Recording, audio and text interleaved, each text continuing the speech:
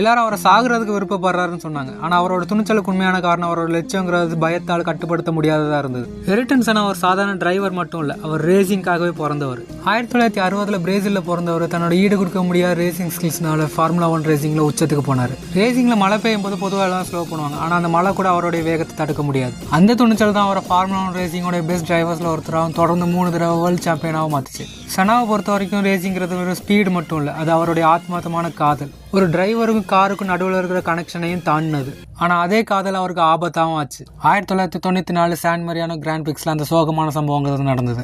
கட்டுப்படுத்த முடியாத வேகத்தினால தன்னோட 34 வயசுல தான் அதிகமாக நேசிச்சு அந்த ரேஸ் ட்ராக்லேயே இறந்தாரு. 2013 ரிலீஸான அயன்மேன் 3 படத்தில் கூட ஏர்டன் செனாவை ரெஃபர் பண்ணியிருப்பாங்க. டோனி இறந்துட்டாருன்னு நினச்சி அவரோட ஹெல்மெட் எடுத்து பெப்பர் அலற இந்த சீனுங்கிறது ஒரு படத்துடைய ஸ்க்ரீன் டைமாக தான் நம்மள நிறைய பேருக்கு தெரியும். ஆனால் இது ஒரு சினிமாட்டிக் சீன் மட்டும் இல்லை, ஏர்டன் செனாவோட நினைவாக தான் இந்த சீன் வைக்கப்பட்டிருக்குன்னு படத்தோட ஸ்க்ரீன் ரைட்டர் ட்ரூ பியர்ஸே சொல்லியிருக்காரு.